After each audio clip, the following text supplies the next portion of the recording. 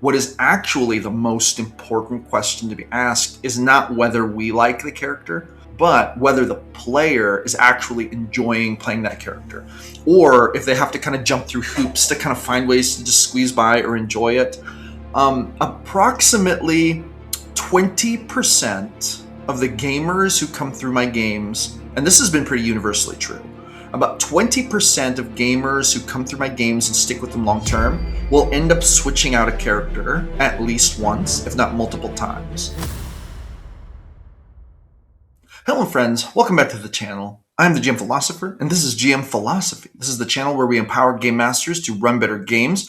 I am a 24-year forever game master. I've run D&D and several other TTRPGs. I am also currently a pro full-time D&D game master and TTRPG content creator. I'm the author of the book, The Pro GM's Guidebook, which is a book for serious game masters who want to take their pro GM skills to the level of either serious side hustle or full-time income. If you want to grab that, link's in the description. And today we're talking about what to do when your players want to switch characters. Some GMs are sometimes challenged by how to handle this. I've heard some GMs say they do not want this to happen, and I understand that. But I also know that sometimes this is the best choice. We're just going to talk through it here, guys.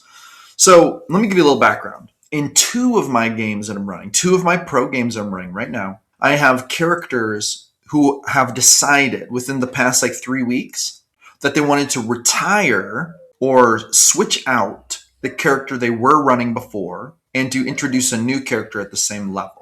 For the record, we are at level 7 in the campaign so far, so that gives you an idea of what level we're at. And it's getting to a point where I would say the plot lines are definitely getting more serious. We've reached a point in these campaigns where the player base is very solid. We have really solid players in these games who have been together now for almost 7 levels. Now, some of them came in a little later, but the point is that these groups have really become solid. And so there seems to be enough player glue that even if the players want to switch out characters or there's a reason why they don't want to continue the same character, it's not enough to make them leave the game. They're enjoying the game, enjoying the players, but they just want to bring in a new character, okay? So this is kind of the context that we're talking about. And I just want to talk through this just a little bit. Now, one of these cases was this, where there's a player who was playing a character in one of my games, okay? He was playing a half-orc barbarian, and he basically created this character based on the premise of the game, which was a grimdark survival fantasy, dark fantasy, where the characters were going to be, they were basically going to be on the northern frontiers trying to deal with marauding bandits, raiders in the kind of the fallout of a war that had occurred and then the resulting social and political fallout from that war, which was lost by the southern free cities. With that being said, the game is also a sandbox, so it could go in many different directions. I mean, player characters could choose to follow some of these main plot lines or abandon them altogether and travel the world, whatever. It is a sandbox. Now, what ended up happening was this character ended up getting information about a conspiracy, sort of advancing this plot line just a little bit, mostly as a hireling, who was taking the dead body of a primary witness and someone who had been hung for treason back to the capital city. And in the midst of this, they came upon what was called a convergence portal, which is a very powerful portal that could take people to many random places. And they ended up taking the risk and walking through the portal. And when they did so, it effectively time jumped them 4 years to the past. And this really changed the direction of the campaign. It went from being kind of chaos in the fallout of war on the frontier to being in wartime 4 years prior in the biggest war that was going on in the world at the time, the Dracorian invasion of the continent of Velara. So the character, this player didn't really create this character for that setting. And though they played in this for 7 full levels, because they were present from the very beginning of the campaign, they ended up talking to me a little bit around levels 5 or 6 that they were thinking, I'm having a hard time role playing this character in the setting. I created them for the other setting, kind of the other way I thought this was going to go. I didn't really create them for this. I kind of feel like I would like to introduce a different character. And so we talked about that. Now, my first rule of thumb about this is always like this. I always say, If I like the character that they're playing, if I'm having fun with that character, then the first thing I'll always say is, first of all, I love that character. If I could wave a magic wand and have whatever I wanted, I would want them to stay in the game because I already have like plot arcs going for them. There's already like buy-in and investment in that character, right? And to me, this is very valuable. However, it's important for us game masters to know that even if we like a character, that may not be a good reason for them to keep running that character, because what is actually the most important question to be asked is not whether we like the character, but whether the player is actually enjoying playing that character. Or if they have to kind of jump through hoops to kind of find ways to just squeeze by or enjoy it. Approximately 20% of the gamers who come through my games, and this has been pretty universally true, about 20% of gamers who come through my games and stick with them long term will end up switching out a character at least once, if not multiple times. Now, there used to be a time when I thought this was bad. This meant something bad about me or about the campaign, but this is not always the case. Sometimes players try a character for a little while and then they think, I kind of want to do something different, but they don't want to leave the campaign because there's extra glue. This is actually a good sign. There's glue with the other players, there's glue with the setting, there's glue with the story. They just want to play a different character.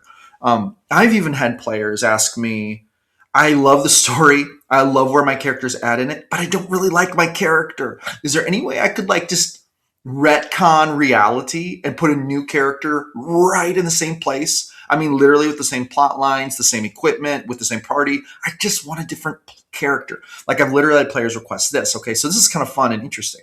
That doesn't happen as often, but it has happened before. Okay, so anyway, that's the number one thing I always ask players is, are you enjoying actually running, this character? If not, if you would enjoy trying out another character, it could be even temporary or it could be a permanent switch, then yes, you should do it. And I will support you in that. I'll help you create them. We'll figure out an equivalent gold pieces worth of value, equipment, and items they would have, because I don't want them to come in and penalize themselves, right? I want to prioritize that player engagement. So for this one player, this is what they did. They ended up finishing out the arc, the first quarter arc, finishing up at level 7, and that arc, basically the Heart of Her Genesis, had a speech with their character and is like, you have done your job, you have fulfilled your duty to this world, I'm going to send you back to your time to live happily ever after and find your next adventure. And then basically, so they were able to say goodbye to everyone, and their character walked through a portal and went back to the future. And now, boom, in that session later on, they introduced their next character, a tiefling paladin, and we're good to go, right? So, and I feel like I can tell they're having a lot of fun playing this new character. And to me, this is a win. So this was a very successful way to go. Okay. Now let me tell you another story real quick. But before I do, I just want to remind you as a game master, this is part of a larger conversation about getting players to buy into your campaign emotionally, create emotional investment. Now, I've actually written a book all about this. It's called The Advanced Art of TTRPG Game Mastery, Deep Philosophy, Insights, and Tactics for the Experienced GM. And this book is really all about how to conceptualize the game master duties and responsibilities in creating emotional buy-in for the players. In my 24 years of gaming, I've had great success with this, though I had to learn the hard way. But I've put all of my basically experience, tips, philosophies, insights, tactics into this book. You can grab this for about the price of a cup of coffee. Links in the description. If you want to run games that will have your players wanting to come back again and again, cannot wait to get back to your session. If you want to be that kind of GM who just has players who are in it to win it and loves your games, this is the book for you. Make sure you grab that. That will help you in this and many other situations to create that emotional glue that keeps your players in there, even if they're not feeling their character dies. Now, let's talk about another situation. I had another character, so that in another game, I actually have 3 players that are switching out their characters in the span of about a 3-week period, around the 7th level. And here's the first one. He started off playing a rogue fighter. He said when he first jumped into the game, he thought it was going to be a lot more grimdark than it turned out being for him. He said he still enjoys the game. He said that he's still enjoying the party and the group. It's just that he created this character thinking it was going to be way more grimdark than it is. It turns out it's more high fantasy from his perspective, which actually he's not wrong. I do, even my darker games, I guess I have to admit, they tend a little more toward the high fantasy end of it. They just have some, I would say it's probably more apt to describe my game as a high fantasy game with kind of darker undertones, and that's not afraid to go to dark places, but it's not overall dark. That's probably true statement. But anyway, so he said that he wanted to create a character who was kind of better fitting to this setting. So he went from having this kind of dark, gruff fighter rogue to creating actually a paladin.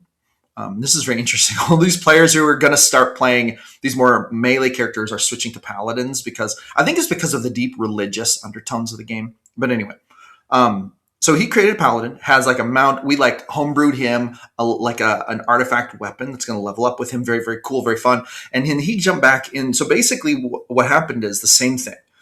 The Heart of Genesis came to him after the big arc boss fight and said, you have served faithfully. We know that you came from another world, another place. We would like to send you back. You have fulfilled your destiny. It is your choice. And he chose to go back. So that's what he did. And then later on in the session, he introduced his new character. And I will tell you, it seems so clear to me that that player is enjoying this new character so much more. He's so much more engaging. He's literally role playing this character more than he was the last one. I am enjoying him playing this character way more. So, boom, this was a success, right? There's nothing wrong with this. Sometimes this happens. Now, I have a slightly different situation going on with the other two players, okay? Now, the other two players, they're actually, so in real life, they are husband and wife. So they're gaming together, obviously. And they're actually in two of my games together. This is the one of the games, though, that they joined. And this is a good aligned group. This is the only one of my groups where it specifies you have to be of a good alignment. And I had that requirement because of the way the group was set up. But they joined. One of them was playing oh man, I hope I don't butcher this. One of them was playing basically like I think a bard. And then the other one is playing a wizard, a blade singer wizard. I think I'm right about that. Sometimes I get classes mixed up. Anyway, so they jump in, and all is going really well. Great addition to the group. Create some cool dynamics in the group. Definitely boosts the role play and drama aspect of it because they're very immersive role players. Now, here's the thing, though. They got to a point where they felt like their characters and the characters in the group now were starting to kind of clash in a way that was making it hard for them to justify party cohesion because there were so many things that their characters would have naturally found kind of like, I would say, just not cool in the current group. And I'm not going to go through the whole list of things, but let's just put it this way. You know those situations where your character believes a certain kind of thing, and then there's another character in the group who believes a certain kind of thing, and then they do something, and your character would not be cool with it. Your character would be like, oh my God, like the way that you envisioned your character being would not be cool with it. But because we're all trying to prioritize party cohesion, which is a good thing, you have to find a way to rationalize it. Now, once again, the players who don't care about party cohesion, they may do very divisive things and cause a lot of drama that takes away from the story, and they may justify it saying, well, that's what my character would do.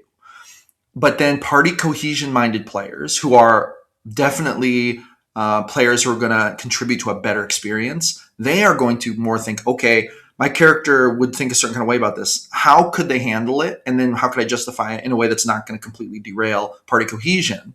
But then also there might be a real element of like, I might even have to change my character's personality a little bit to justify why they wouldn't react this way and why they would stick with the group. Okay, now I'm no stranger to this. I have done this a lot. And when I'm a player, I probably have a much higher threshold for this than most people. I am actually not at all opposed to kind of changing my character's personality to allow for party cohesion with things that are going on in the group.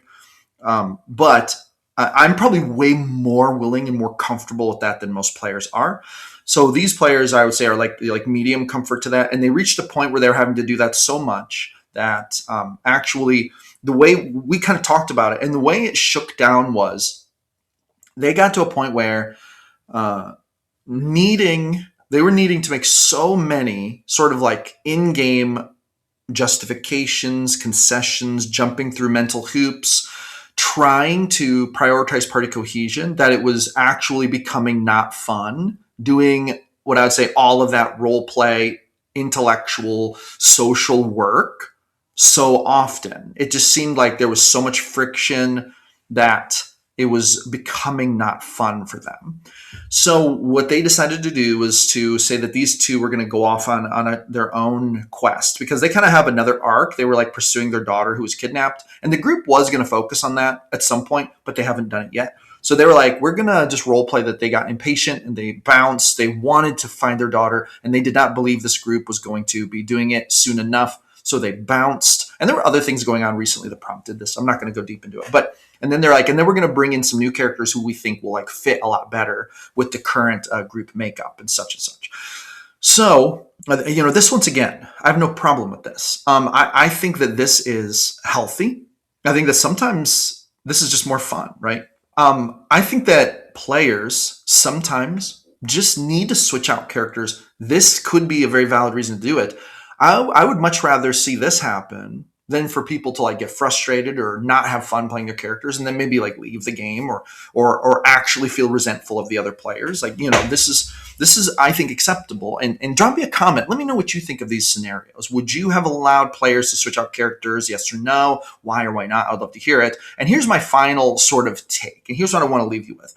The most important aspect of this whole question, should players switch out characters, is this. What is going to be more fun for the player? And as equally important, is the choice going to promote party cohesion and the group storytelling? Because let's not forget that the goal of this is that we all sit down together to empower the players to enjoy telling the stories of their characters. If we make that real, if we are true to that goal, then the decisions we make are going to promote that goal.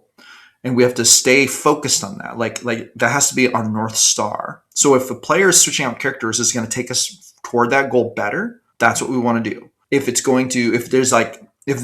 not the direction we're going in, and that's not what is prompting this, you may want to pump the brakes and say, let's talk about this a little more. What's going on? Because it might be that the players want to switch out characters because of a reason that is not going toward party cohesion. Some of these might include, they're actually jealous that their character isn't doing as much damage. So they want to bring in like a min-max character trying to outdo one of the other players. This kind of thing I've seen before. This, to me, you have to be careful with this kind of vibe. Players who are motivated in that sort of way, if it's about being jealous of other player characters, that's weird. If they just want to do it for them, that is different, right? You see what I'm saying? There's a murky line there, but that's an example of a thing that could go kind of wrong. So, you just have to treat all these situations with the kind of unique complexity that they bring in, and you have to do your own thinking through it. But as a general rule, you're going to be hard pressed to find a situation where it is not in your best interest to let players switch out their characters if they want to. Because at the end of the day, the story, you may wish that the same characters were going through the whole story. As a GM, that might give you more rich, in-depth character arcs and such, but you cannot fix a lack of character enjoyment for a player, right, to a certain degree. Because to a certain degree, that's between the player and themselves. So letting them make that choice is actually sometimes the best thing you can do to help them. And that's what I think about that. Drop a comment. Let me know what you think. Let me know if you agree or disagree. And guys, that's going to be it for this one. Thank you so much for coming back to the channel. Empowering game masters to run better games is the goal. Roll some D100s for me at your next game, friends. And I will see you on the next one.